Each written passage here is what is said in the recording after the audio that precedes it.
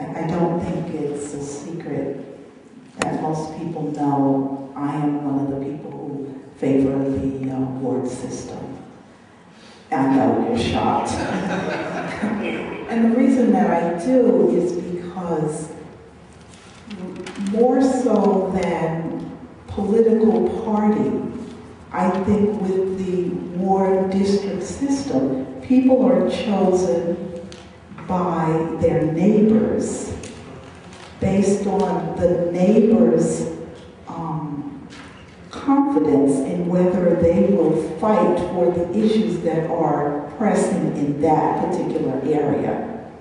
You know, I really don't think that, you know, if there's somebody who lives in a certain area in the Heights who is a kick-butt person in terms of people bringing their complaints to and them getting them heard and getting things fixed, I think it will become much less an issue of what is the party affiliation. And I have an article here that appeared in the New York Times on January 23rd, and it's related to the village of Portchester, who has at-large voting as we do here. And it's been deemed to be illegal. At-large is not legal. We have to get with the times. You know, I want to pass it down so people can take a look at it. It's not a matter of just, it's not working. Well, I have a comment on that, because under the ward system as it was proposed here, you were going to redistrict. We only have a couple of wards right now that are dominated by Republicans. After the redistricting, those wards are going to be diluted, which means there will no longer be a Republican majority in those after the redistricting. So what this ward system will do is going to guarantee, absolutely guarantee, Democratic control in the city for years to come. I don't see that. Yes, it will, because, well, you know, some people... That's not the purpose. It has nothing to do with parties. It has to do with the people having issues and complaints that are never, ever heard. Okay, well, if I don't see for myself, I speak for myself, if someone were to come to me in the city from the Hispanic community with a problem, or from the Black community with a problem, because I don't live in those communities, there is absolutely no reason in this world why I wouldn't put it back for them. But Chris, we have 30,000 residents. There's only 5 of us here.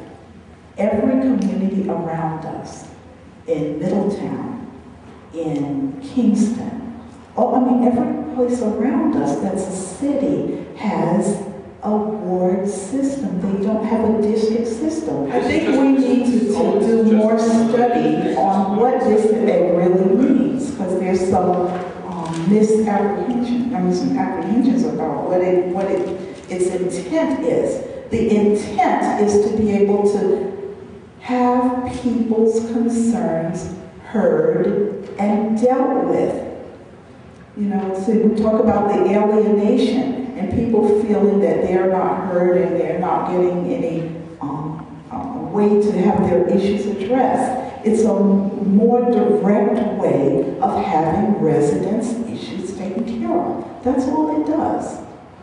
I am not in favor of the ward system, and my issue is basically agree with Ms. Bell that there's not a person in this city that I would not listen to, and I feel like it balkanizes our city, makes it into smaller areas, and there's concerns that it could come one place. You know, you have an issue here. You know, for instance, if you have a park and you have 9 people trying to make a decision where the park goes, everybody wants the park. If you turn around and you have now a dump site, nobody wants a dump site, so we know let's all get together and put it on Dickinson's area. I think an at-large council is the better proportion, and I spoke about that before. Why? Why do you think it's better? I think it's better because, as I said, I think if you start getting a little councilperson for each area, you balkanize the area. You know, we're already going really long with this meeting, and you and I were talking, I'm afraid we're going to have little areas, But that's okay. Little areas is good. It's good that there's a Latino Spanish-speaking representative for a section of the Heights where most of the people speak Spanish.